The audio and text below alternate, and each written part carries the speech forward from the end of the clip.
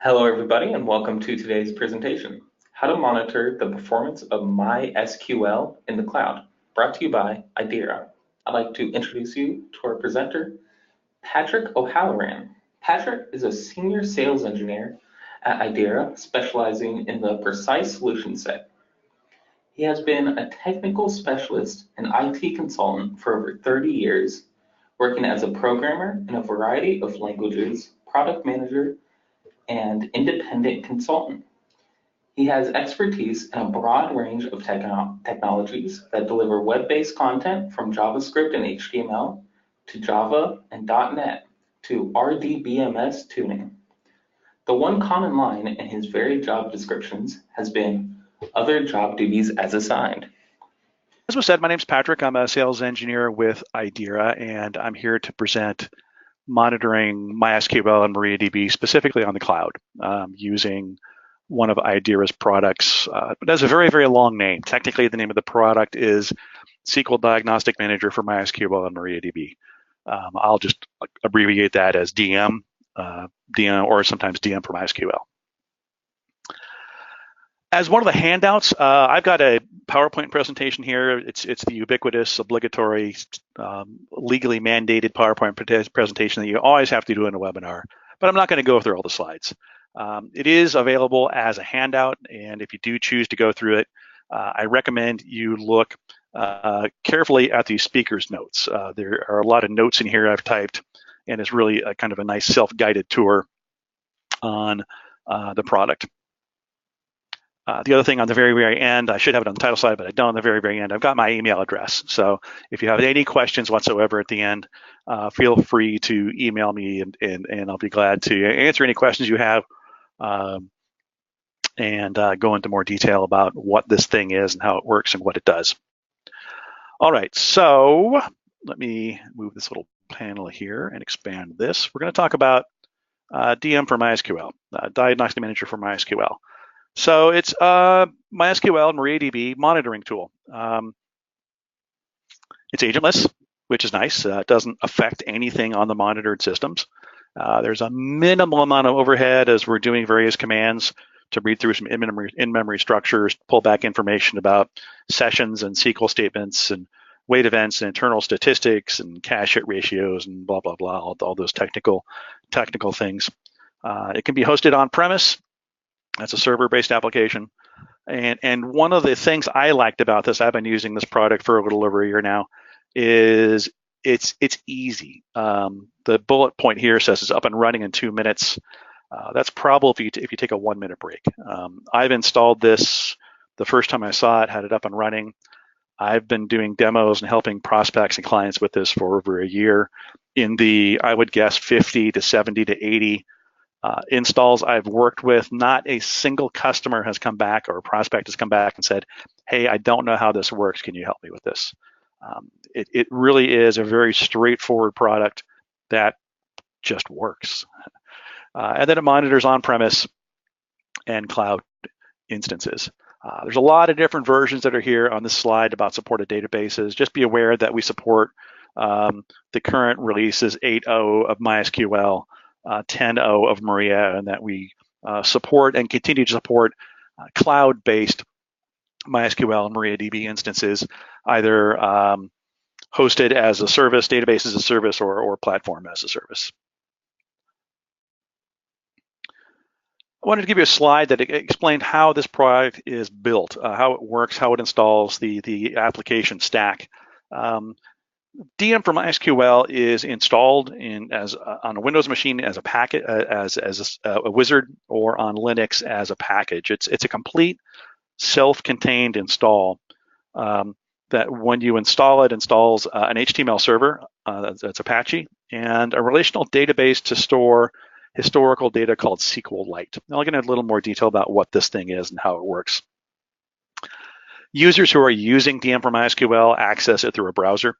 If you're familiar with IDERA's Diagnostic Manager for Microsoft SQL, it's a similar architecture in that I use Chrome or IE or Firefox or whatever browser I'm using to connect to where DM for MySQL is installed.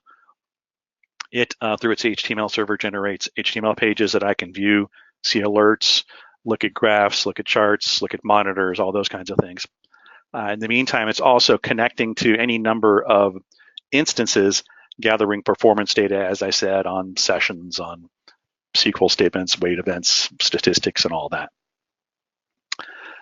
So a couple common questions about this architecture. Monitor databases. What overhead do we put on those as we're monitoring? As I said before, it's agentless, very, very, very low overhead. It would be hard to even notice because we're doing basically everything off of in-memory structures. So we're not really adding any appreciable overhead to the database. Another common question is, how many databases can I monitor? I'll talk about it in a minute, but there's a free, fully functional 2-week trial you can get for DM for MySQL. If you choose to use it, you can download it, install it in your environment, try it for 2 weeks. That's limited to monitoring. The trial version is limited to monitoring 10 instances. Now, the licensed version is theoretically unlimited. I know we have a customer that's monitoring 1,200 MySQL instances from one install of DM for MySQL. So it's quite scalable, quite large. I doubt there are too many customers out there or prospects that have 1,200 instances, but we can monitor at least that many. And then lastly on this slide, a couple questions always come up about SQLite. What is this thing? Well, until I saw DM for MySQL, I'd never heard of SQLite. It's just another relational database. It's built into the executable that runs DM for MySQL. It's got the usual tables, indexes, all those kinds of things. So a couple common questions that come up are, is that data available? All this data we're collecting from my monitored instances, can I query the SQLite database directly? And yes, there's command line products you can download where you can run the version of or the equivalent of MySQL against the SQLite database. There's even browser plugins where you can look at tables to pull the data out. The whole schema of what we're using for storing the data, that's all published in the documentation as well. So if you look through the documentation, you can find out table names, column names, the relationships between the tables, and then if you download either a browser or the command line, you can interface with this directly. As far as the size of this gets and the maintenance involved in this, we tell people just for sizing purposes that the SQLite database could be 3 to 5 gigabytes per instance. So you're monitoring 100 instances, that could be 300 to 500 gigabytes of data to store 1 week worth of data, which is the default. All right, at that point, I'm going to skip most of these slides because I can show them off in a live demo, probably better than a static PowerPoint presentation. As I said, if you do download this handout, just be aware that there are a lot of speakers notes in here. There's a lot of information. This is basically just a walkthrough of the features and functions, but let me just go to a live demo. Let me start here on the IDERA homepage. I talked before about this being available for a free trial. Here I'm on IDERA.com. I can go to products and then a Diagnostic Manager for MySQL available there. And here is the free, fully functional 2-week trial. I can download it, install it. As I said, it installs on Windows or on Linux. It's very easy install, very, very quick. You should be up and running and monitoring databases in easily less than 5 minutes. One thing I want to point out on here also as another resource, there's a nice video. It's about a 12-minute long video that's a walkthrough of features and functions. So tomorrow or next week, if you've forgotten everything I said, just remember that you can go to IDERA.com. You can download this for a free trial, and you've got this available for a walkthrough. All right, so I've got a demo machine I can use. I've got this installed, and I can just go to a browser, type in the URL for a machine that has DM for MySQL installed, and here it is. Let me log out just so you see the login process. Let me move that. There we go, log out. So the first time I get here, I'll have a login. All the names and passwords and security and things are maintained by DM for MySQL. So if I type in this password, I get to the main screen. Just for a little bit of simplicity, I expand this just so you can see what these are. These are the different tags, and you can see it's a fast product. I can move from screen to screen. I can have data come up very, very quickly. It's a nice product. One of the things I liked most about this when I first saw it is it just works. I've been programming since probably the 70s. I've been writing code professionally since the 80s. I've been involved in database work and all sorts of stuff. And it's nice. It's a little embarrassing that as a developer I have to say this, but it is nice to see something that just flat out works. In the year I've been working with this tool almost every day, I think once I had to restart the service that's associated with this. Other than that, it's just been running continuously, which is nice to see. All right, so why am I here? Why am I looking at this? Well, basically, DM for MySQL was developed by a company called WebYog. WebYog had two products, one for MySQL administration called SQL Yog, and one for MySQL monitoring called MonYog. This is the MonYog product. IDERA acquired WebYog, the parent company, in the spring of 2018, so a little over a year ago, and rebranded MonYog as DM for MySQL. And it does monitoring. That's what it does. It does it very well. It doesn't change anything in the database. It doesn't modify things. It doesn't prevent bad things from happening. But it monitors MySQL and Maria databases, and either on the screen or through emails or Slacker or PagerDuty or SNMP traps, notifies you when strange things are happening. So as before, why am I here? Why am I using this? Well, in the demos I've been doing over the last year, I've kind of noticed some trends. And one of those is that MySQL is really reaching a level of maturity, and cloud-based MySQL is reaching a level of maturity that larger companies are starting to adopt it for a couple of reasons. One of which is it's more stable, it's proven. They're willing to take the chance or risk that they can run their business, their revenue, on what's now a proven technology. In the last 5, 6, 7 years, cloud-based databases and MySQL have both proven themselves. Another thing that seems to be happening is Microsoft SQL's licensing has drastically changed. And whereas it used to cost hundreds of thousands of dollars to spec out an Oracle server and tens of thousands of dollars to spec out a Microsoft SQL server, it's now costing hundreds of thousands of dollars to spec out Microsoft SQL. So I'm seeing a lot of people, a lot of companies that, because Microsoft SQL is redoing their licensing strategies, because MySQL is proven to be stable and mature, a lot of companies are moving. So there are a lot of DBAs that are maybe Microsoft SQL DBAs that either through transition or acquisition or merger, all of a sudden have to start working with MySQL. Most of the people I work with aren't MySQL experts. When we ask them questions like, you're looking at DM for MySQL as a potential tool for monitoring in your environment, what are you using right now? The most common answer is nothing. And I describe MySQL as the way Oracle was 20 years ago in the early 2000s and the way MySQL was 10 years ago.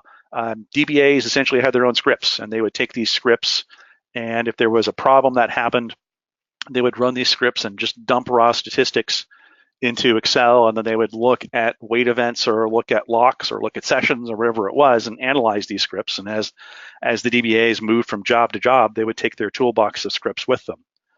Well, we're starting to see some third-party products now that do that in a much easier way, much lower learning curve. You don't, if you're transitioning from being an Oracle DBA or Microsoft SQL DBA or some other DBA into MySQL, the nice thing about DM for MySQL is all the things you need to see are already here. You don't need to develop the scripts. You don't need to go through Google and figure out how do I determine who's blocking what session. It's already all built in. So I'm seeing a lot of that. I'm seeing a lot of people who are at even now medium to large size IT organizations that are moving from one database vendor to another, especially in the cloud. And as I said, it's MySQL may be new to them, and the cloud may be new to them, and that's where DM for MySQL fits in. It pops in, it runs, it does it well, and it immediately gives you information that help you prevent those kind of first cause problems. Locks are happening, applications locked up, batch jobs are running slow, bad things are happening, security's open. How do I determine these things are even happening before I even think about how do I fix them? So let me walk through the GUI, features and functions, and I'll try and talk mostly about how, not just what the features and functions are, but how they're used and why they're there. How you would get value out of this product in using the features and functions of DM from MySQL. And the first thing I'll point out is down here under documentation. The documentation is very good. If I click on that, it opens up a new tab. And I'll just point out here it says Navigate SQL DM for MySQL. And when I click on that, it expands to overview, servers, dashboards, monitors, threads, real time. That's exactly what I'm seeing here. I'm seeing overview, servers, dashboard, monitors, threads, real time. So as I'm in here, as I'm, say, looking at monitors and have questions about what this is and how it works, from the documentation, I can go click on Navigate SQL DM for MySQL and then click on monitors. And I get a lot of information here about that section of the GUI. There's facts, there's settings, troubleshooting, all these other things in here as well. But the Navigate SQL DM from MySQL matches the GUI very, very well, and it's another great way to do kind of a self-guided tour or answer your own questions about what's going on. All right, so that's a lot of things. We haven't really looked at the product yet. Let's say we've got it installed. I have 4 servers here that are set up. Obviously, if this were a new install, there would be none here. Adding servers is pretty straightforward. Host names and port numbers, whether it's on-premise or in the cloud, that would be the same. The types of connections I can do, SSH tunnel and SSL encryption are available if I need to use those. So my basic credentials here, where is MySQL, how do I connect, port numbers, username, password, and connection type. Tags, as I create a server, I can apply tags to it. They're just free-form names that I can apply to this server. And we'll see as we go through the rest of the GUI that if I need to pull up groups of servers, I can pull them up by tag name. So maybe it's an application name, maybe it's a data center name, maybe it's the word production, and I can have multiple tags here as well. It's just a way of labeling the server. So if I am monitoring 20, 30, 40, 50, 1,200 servers, it's just a way that I can organize them and bring them up in groups that make sense to whatever it is I'm doing. Notifications, as various things happen, notifications can be sent out. Email is the most common one. SNMP is if you've got something that's taking SNMP traps like HP OpenView or some help desk ticketing system or Ops Center software, we can send formatted SNMP traps with information. And then there are Slack and PagerDuty. We can send notifications through those as well.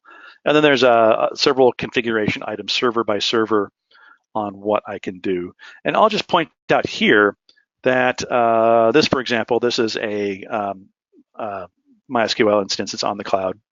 If I go edit this one under advanced, so I've got my same connection information. Here's the host name. It's on Amazon. Port number, I'm connecting directly. But I'll just say here that there are some things, some metrics we get, operating system metrics especially, OS, CPU use, IO weights, things like that, that we can't get from our MySQL connection. We need to get them either from the operating system or from the cloud host. In this case, I'm not going to click here because it's going to expose some passwords, but there's additional credentials we have for Aurora. So we can go to through the Aurora API and get information about CPU use, about IO weights, things like that. We can get error logs. In MySQL, error logs, the slow query log, the audit log, things like that could be configured to be written to disk or written to a table. If they're written to a table, well, we've got credentials. We can go query the table and pull the information out of those logs directly. But most people write those logs to disk. In that case, we also need some extra credentials, in this case using the Aurora API, to get to the query log, to get to the change log, the slow query log and such. So there's a couple extra things here I'll need to specify if I'm monitoring in the cloud. And I'll just say that one more thing I'll touch on briefly, sniffer. There's some settings for the sniffer here. As we get and talk about query analyzer, I'll come back and reference this. This is basically a way that I can flag individual SQL statements and say, hey, I want to know when these are happening. All right, so I've got my servers created by clicking on adding new server, my connection information, any tags I want to put on the server to give it a label, and then if I have any extra information I want to get through an API, I've got that on there as well. All right, so here I am on the servers tab, and I've got 4 servers listed. I can put in tag names here, and that's just a quick way of bringing up groups of servers. So as I said, if there were a large number of groups of servers, I can quickly zoom in on specific tags. This is telling me that this server is healthy, it's green. This one has 5 monitors that have gone critical, 4 that are yellow, 5 critical, 1 yellow here, 1 critical here. This is a sandbox we use for do demos. Obviously, if this were a production system or something, I'd be horrified if there were 5 critical events that were happening. I could click on it, and I could see what they are. I can see most of these are a year old, just no one's gone in and cleaned these up. They're all based around security. Security is, to some extent, open on this machine. These are all based off the monitors. There are some 600 out-of-the-box different monitors that look at different behaviors. That's one of the nice things about this product is I don't have to decide initially what it is I'm looking for, because the people who wrote this product have already come up with 600 different things you can look for, some based on security, cache hit ratios, locking, blocking, all the kinds of things you might be looking for that identify bad behavior that need your attention. So the first hint I've got that I need to do something if I don't have a notification through emails or PagerDuty or Slack or something is from this screen, I've got warnings that cautions and warnings and critical events that are going off that I need to go look at. And I can click on these and drill down and get some advice on what it is they need to do here as well. So I mentioned all the out-of-the-box alerts. They've all got advice built into them. So if I'm looking here and I look and see those are all security, let me see if there was one that wasn't security. There, it's telling me that there's the slave is read-only. So on the replication server, it's read-only. And it's telling me what I can do or advice on how I should handle this. So there's built-in advice for all of these 600 some odd out-of-the-box monitors as well. All right, so I've got my server set up. Now I can start looking at, and it's going and it's collecting data on all these servers on a regular basis. Depending on how I'm collecting and what I'm collecting, could be once per second, could be once every 5 minutes. It just depends on the specific metrics that's being tracked. But based on that, I've got data, and I've got ways of presenting that data. I've got dashboards. That's a nice thing to have. Dashboards consist of pages. Pages consist of charts. Charts consist of data. And I've got the ability to create pages, create chart, add and remove individual pages at the graph level. I can edit the individual graphs as well. So if I drill down to here, I can edit the graphs. I can add and remove charts from a page. I can even create my own custom counters. If I drill down to the individual chart level, I've got some information here I can change on what's displayed and how it's displayed. I'll just say that this is a label that's being applied to the chart. And this is actual JavaScript. So this is an array of values, attributes in what's called the Monyog object model. If you remember all the way at the beginning, I talked about this product being developed by a company called WebYog, and the original product was called Monyog. There's still Monyog appearing in the internals and in some of the documentation. In this case, the Monyog object model is a JavaScript class and attributes, objects and attributes that hold all the values that are collected. So, and those are also in the documentation. The Monyog object model is here, and I can look through here and I can see, how everything's collected, where it's at, what it is, and what all the values are. So I can put anything that DM from MySQL is collecting, I can add to my own custom chart. So again, pages consist of charts, charts consist of data. Data comes from the Monyog object model.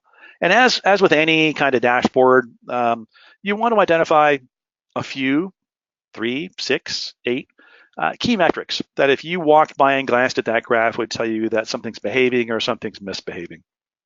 And then you put this on a screen over a work area. This auto refreshes every 5 minutes.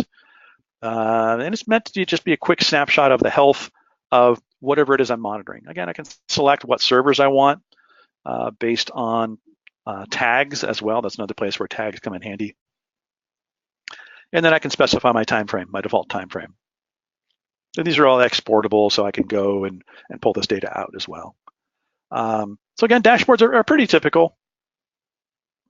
Charts consisting of data that are, if I glanced at them, I'd be able to tell the health of a system. So I've either got this open on a browser page that I look at occasionally, or it's on a monitor or overhead. And with any monitoring tool, the most difficult part about the dashboard is figuring out what are those 6 or 8 key metrics that are important to you, because that's going to be different from shop to shop. Monitors, as I said before, there's some 600 out-of-the-box monitors that are continuously looking at metrics and then reporting on the status of those metrics. They're organized into monitor groups. So right now I'm looking at the NODB cache group, and here's the individual monitors that are within this. I can mouse over these and get a description of what they are. I can click on them as well, and down here I can get a description of what this monitor is, as well as we saw before when we were looking at the status of the monitors, what the advice is on how you tune this monitor. So monitors, I've got the ability here also to look at a period of time or the current time, and I can look at and see the values of these monitors over time. In this case, I'm looking over the last hour for the machine I had selected. I can select multiple machines as well, again, by tags. Here's the current value for MariaDB Master, 99.99% cache rate ratio. The current value for RDS Dev is 100%. If I click on this monitor, it gives me general information about it. It's got a name, it's in a group. And here's where things start to get interesting. Monitors essentially have 2 components. One is a component that has a value. So it could be a number, it could be a rate, it could be a percent, could be a list of users, could be a list of could be yes, no, true, false. The monitor is returning back a value of some sort. And then based on that value, the second thing the monitor does is it's either green or yellow or red. This particular one has gone red because there's an alert that's gone red within this group. I can see that right here. This is telling me there's at least one alert here that's gone red. So that's the 2 components of an alert. Something that returns a value, a name of something, a list of users, 0, 1, true, false, yes, no, a percent, and then something that measures that value and tells you the status of the alert. Is it okay? Is it a warning? Or is it something that's gone red? And that's the interesting thing about monitors. The thing that returns back the value is an open JavaScript function. So this is just JavaScript. It's checking to make sure that MySQL is available. If it's up, it's checking a couple attributes in the Monyog object model, in this case, reads and read requests. And if those are both defined, it returns back a percentage of read requests that were successful. The cache hit ratio, number of requests for a block of a table or an index that were already in memory. We didn't have to go to disk for. Obviously, the higher that number is, the better. When it gets low, you've got problems with cache churn, where you've got maybe someone running SQL statements that are just churning through tons of data and burning through the cache. But that's the first JavaScript function. DM from MySQL doesn't know what this function is, doesn't know what it does. It just knows that it executes it and it returns back a value. Now, I could change this. I could modify this if I wanted to for some reason. I typically don't have a reason for modifying out-of-the-box metrics, but if I needed to, I could. That leads me to the second function here, which is another JavaScript function. Again, this is an open JavaScript function. And this function returns one of 3 things. It either returns the word none, the word warning, or the word critical. And that's what this internal function does, is based on the parameters, it returns the word none, the word warning, or the word critical. Specifically, if the value of this monitor, which is the value returned here, falls below 95, it returns warning, meaning yellow. If it falls below 85, it returns critical, meaning red. So just like the value function, DM from MySQL doesn't know what this function is, doesn't know what it does. It's a black box. It just knows I need to run this function, and based on whether it returns back none or warning or critical, I'm going to flag this specific monitor as green or yellow or red. And by the way, if I do flag it as yellow or red, I'm going to send out notifications by email, by Slack, by PagerDuty, by SNMP, by other notification. And again, this is an open JavaScript function that I can change. And that's all fine and dandy. That's nothing too mystical, magical about that. So I said before, here's where things get interesting. Here's where things get really interesting. And this is what I think is one of the major powerful features of DM for MySQL is you can create your own custom counters. We call them custom SQL objects or CSOs, and they're documented in the documentation. Here, new CSOs and CSEs and custom SQL objects. Basically, it's just a select statement. So this one is a custom one. These other ones are out of the box to give you examples. But basically, it's just a select statement. And I give this select statement a name. I explain what the key indexes on key columns on that select statement are, how I'm going to access it, what servers I want this to run on, how often I want it to run, and how long I want to retain the data.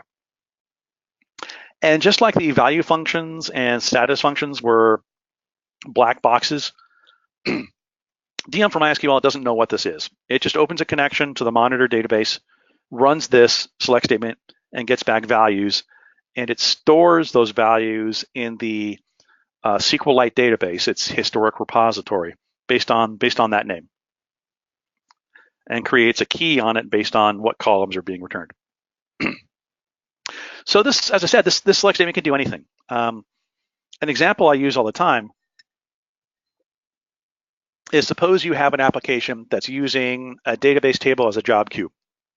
And every time you want to run a job, you you insert a row into the table, and every time you're finished processing a job, you delete a row in the table. So the number of rows in the table represent jobs that have been submitted but haven't started processing yet, or haven't finished processing. I could very simply write a query here that just does a select count on the table. I can tell it what servers I want to run that query on, how often I want to run it, how long I want to retain the data. As soon as I save that, DM for MySQL is going to dutifully run that SQL statement on the schedule I want, on the machines I want, and save that value in the SQLite database. So that's half useful. I've now got numbers I could do something with. The other thing I can do is I can add a new monitor. So I can give it a name. I can put it in a specific group. I can go to the documentation and paste in a template for what this JavaScript function should be. But basically what it could do is it could just return that counter, the size of the table. And then I can create my own alert condition based on the size of that table. So maybe I set the low threshold at 5 and the high threshold is 10. I've now got this set up so I can start getting email notifications if a table grows above 5 rows, it goes yellow. If it goes above 10 rows, it goes red. And I can start getting notifications on that. And that to me is incredibly powerful because now I'm not just monitoring MySQL. I'm not just monitoring the database, I'm monitoring the application. And what I've seen from DBAs that are slightly different with MySQL DBAs than with especially Oracle DBAs, sometimes Microsoft SQL DBAs and other DBAs is in MySQL, DBAs typically wear the hat of both the database administrator and the database architect, meaning they're responsible both for the infrastructure, making sure the database is up and running and it's got disk space and CPUs not pegged and things like that, as well as making sure that the SQL statements are running, the application's fine, that they've got application responsibilities as well. And that's a really nice, powerful feature of the monitors is that I can create my own custom monitors that can monitor anything. If I can write a select statement and bring back data on open help desk tickets, on purchase orders that are opened by key individuals, on number of failed connections to a database, anything I can write a select statement on, I can write an alert on it and get notifications that bad things are happening, or even better, bad things haven't happened yet, but are about to happen. So I think that's an area I certainly focus on when I talk about this product, and that gets a lot of response back from people I talk to, is the ability to monitor anything. The rest of these I'll go through just to kind of demonstrate them. They're a lot faster. Typically, I'm spending most of my time in this product looking at the dashboard, looking at monitors, waiting for it to tell me that something needs my attention. And then threads, real-time audit log, all the way down here are places I go to get more information. So I typically don't start by looking here. Typically something in the monitors or something in the dashboard has told me, hey, there's something going on. Threads, within the terminology of MySQL, threads and sessions and connections are all fairly synonymous. I can select any number of servers here. Again, using tags or not using tags. Oop, I unselected everything. So I'll just select everything instead of unselecting everything. And I can instantly see who's connected, what sessions are active, what are they doing. So this is what's happening right now within the last couple seconds. Typically, you'll see that there's only thing I'm going to see, because these are idle systems, are MySQL, DM for MySQL running the show full process list. That's how we're getting back a lot of information about what's going on. But if there were a locking situation happening, a slowdown, and I wanted to see what's happening right now, I might focus on a specific server, and I can see who's connected. I'd be able to see if there were locking and blocking going on. Maybe if someone were running an ad hoc query, I could see the time associated, processing time associated with that session growing and growing and growing. So this is sort of just a snapshot of what's happening right now. I've gotten a phone call or an alert, an email, something saying something needs my attention right now. Threads shows me who's connected and what they're doing. Real-time, on the other hand, is server by server. And if threads is a photograph, then real-time is a motion picture. I can look here. This is a session I've already created. Oh, it's already been created. I can start a new one or resume one anytime I want. But basically, this is going in once per second sampling to see what's going on. So this, I can see over time what's happening. So if someone calls me and says, hey, the system is slow, I can start a real-time monitoring session and just have it run for 20 minutes to a couple hours. And I can see over time what's happening. Maybe there's a problematic batch job that runs over the weekend and is slow. I can make sure that the real-time monitoring is up and running, monitoring that server. I can come in on Monday and look at what happened. I could compare that bad session maybe against a previous good session that I'd saved to be able to see, are there different SQL statements running? Are they running longer? Are they running more frequently? That would help me isolate what behavior is different over time. So again, threads is a snapshot, a photograph. Real time is more of a motion picture of here's what's happening over time. And it's historical. As you see, we've got sessions going back quite a few months. This one I think has a little more color to it. Yeah, so I can see that there is a what looks like a pretty consistent load test where every minute, so that's 10 seconds after the minute, that's about 10 seconds after the minute, about 10 seconds after the minute, 5 seconds. There's something happening where every minute some activity is ramping up. So this is some sort of artificial test, but it shows you I can see information about how much data is being sent, what tables are being locked. I can drill down and look not just at the queries, but the database, the hosts, other things that allow me to isolate bad behavior down to a host, to a user, to a SQL statement, to a time of day that allow me then to figure out a root cause. I mentioned earlier the slow log and the general log. If you're not familiar or that familiar with MySQL, those are logs that are maintained either in tables or on disk, typically on disk by MySQL. If queries take longer than a defined threshold, a configurable threshold, they get written to the slow log. The general log has more general things written to it.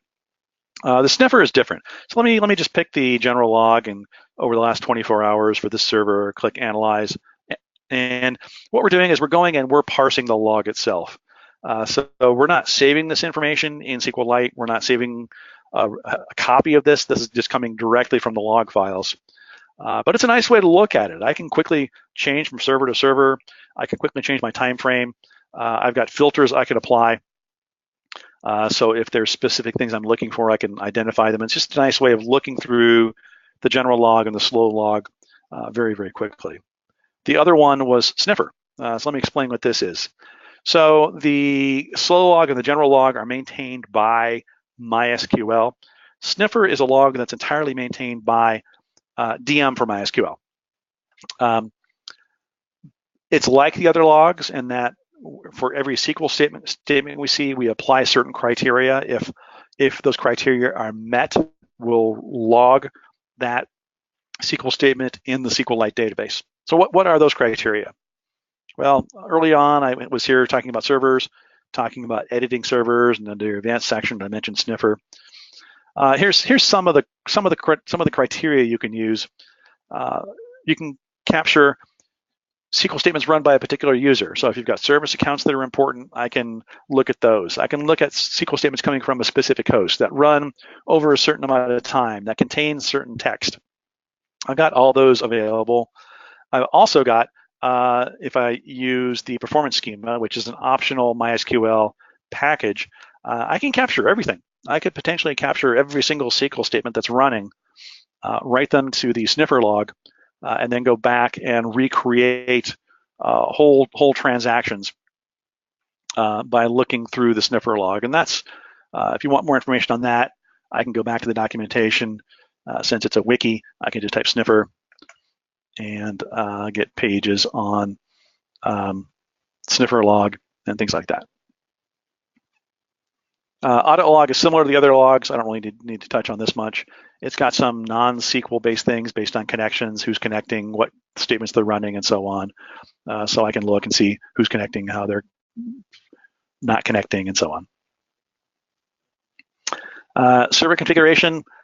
This is something that you're probably not going to need often, but it's very, very nice to have. A lot of times when you've got larger organizations and multiple DBAs, you've got maybe, I guess I can call them renegade DBAs, who have decided they want to go in and change initialization parameters. So these are parameters in a text file that are set up that determine how MySQL is going to run. And we go through and capture them on a regular basis, and I can here compare one or more servers and look and see how these differ. Let me narrow this down a little bit. So I'm looking at two different servers. And what it's showing me is all the configuration parameters that differ between the two. Now, maybe these make sense. Maybe these should differ.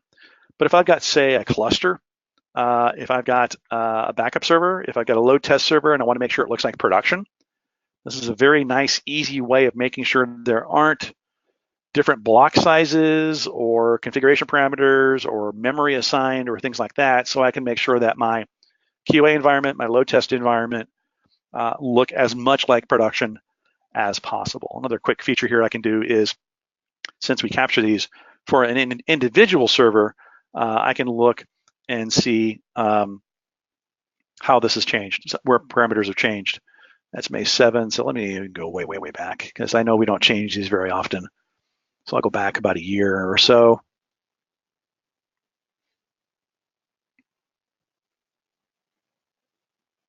And these don't change very often, especially in our pretty static environment.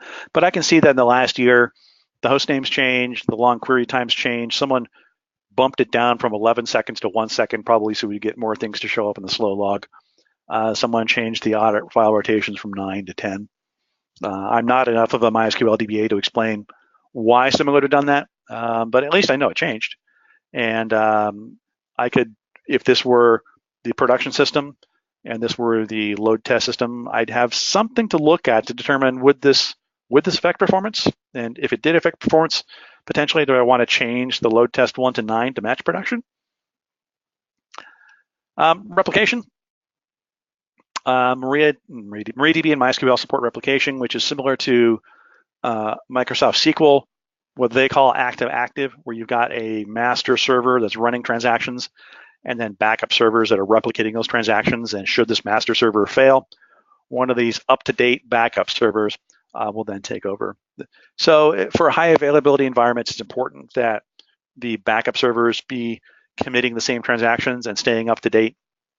This screen auto refreshes, and either in chart form or in table form tells you on the health of your replication environment. And then settings, I'll just say that this is where all the administration happens.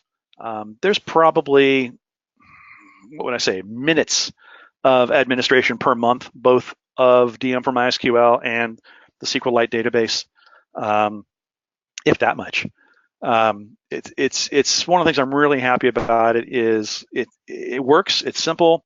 You've seen me go from screen to screen. It's fast, and the maintenance is really, really, really low. Most of the things just take care of themselves. So I will review one or two things. I always go into presentations like this thinking that if I wanted you to remember 3 things tomorrow, what would they be? And number one, remember that from the IDERA website, idera.com, I can go to products, I can go to SQL Diagnostic Manager, and I can download this, either the Windows version or the Linux version.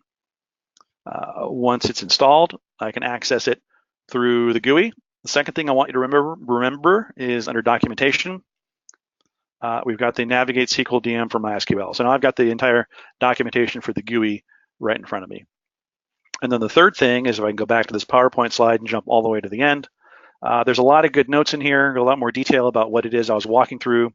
Don't forget the speaker's notes. I've tried to add quite a few of those. At the very, very, very end, my email address is right there. So if you do take the handout, feel free to email me. Let me know if you have any questions, any comments, something you're looking for, something I covered, something I didn't cover. As I said before, that's my job, is to get across as much information as I can. So if you have any questions that you don't want to ask today, if you have questions you want to ask today, that'd be great. You can put them in the question window, and we'll go through some of those very, very soon. If for some reason you think of a question tomorrow, like I said, don't hesitate. So Billy and Jason, at that point, we've got about 10 minutes till the top of the hour. I will ask you if anyone has asked any questions. I can't see those. Great, thank you so much, Patrick. We do have a few questions that have come in. The first question is, does DM have granular security for access to its web interface for different users? Yes. So here I am back at the GUI. I'm accessing it again through a browser. Settings, I talked about administration there. That's under users and roles. So you can define any number of users. Users are assigned roles. Roles are basically, they're an admin, in which case they can do absolutely everything, or they're not an admin. If they're not an admin, I can specify, again, through the tags that are applied to servers, what servers they're allowed to see, what servers they're not allowed to see. There's a couple things I can do here. I can turn it on and off. Can they edit servers? Can they click queries? And then all the tags here from monitors and all this, can I turn those on and off individually by user? So there's a limited amount of functionality. They're either administrators, in which case they can do everything. You can also control what servers they see, as well as what pages they can see on the screen, and then a couple other individual configurable actions they can take or things they can see. Great. The next question that we have is, does this work in Azure with their managed database service? Yes. Let me write that down. I believe that's listed on here as a supported. Wow, this is a long PowerPoint presentation. I'm glad I didn't go through it. Aurora, Azure, I'd have to check. I was thinking Aurora. Let me look. This is what I would do if I were not sure. I think we've changed this, but from the IDERA page under here, under platforms, Let's see. Percona, Maria, Cloud, Azure, Microsoft Azure VM, and Amazon EC2. Okay. And our developers do a pretty good job of, as new services become available, as new releases of MariaDB and MySQL are available, we're on top of them pretty quickly. The current version is 8.8 or 8.08. That came out about a month ago, and I think we're just up to date on everything right now. Great. The next question that we have is, does this install and work from a container? Container. Let's see. The last time I ran into containers was Solaris, I think. Is that? I'm not sure if that's what they're asking about. Solaris containers, which is sort of a subset of resources available from a master server. It's sort of a pseudo virtual machine. Is that what they mean by container? I do not know, but I would believe so. Okay. In that case, the answer would be yes.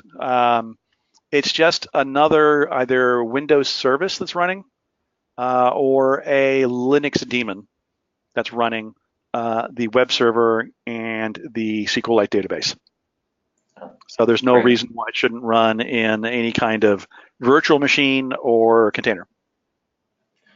Awesome. And the asker has gone in more detail and said they were talking about Docker containers. I'm not familiar with those. Is that something you've heard of?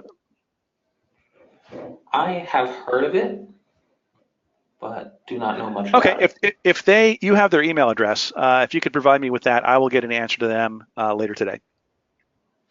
Perfect. And the next question that we have is, does this need the database root credentials, or does it need even more?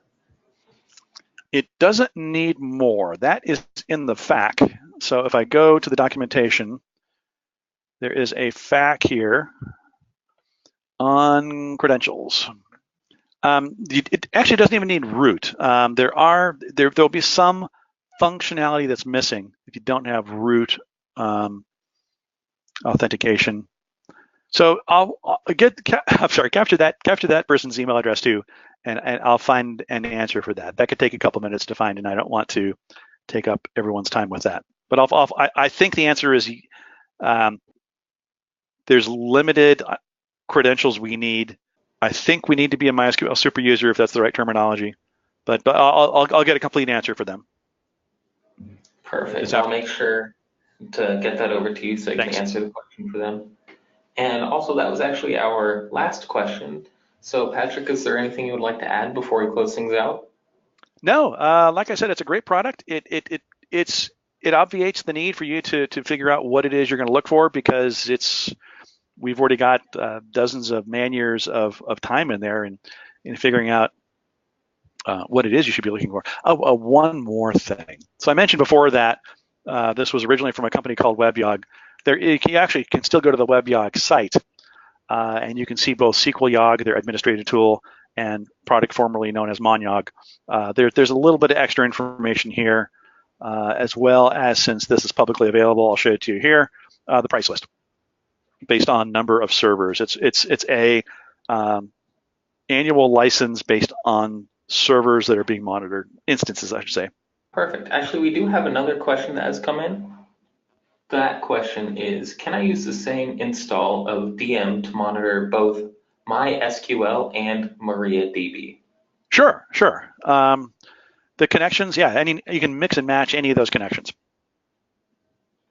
So the slide I had at the very beginning kind of showed that off. It doesn't matter, as long as we can connect to it. These could be on-premise, these could be cloud, this could be Maria, could be MySQL, could be Percona, could be anything that we support as a monitored instance. We just need the credentials to be able to connect to it. So with that, Patrick, I would like to thank you for a great presentation today. I would also like to thank IDERA for providing the audience with a great webinar today.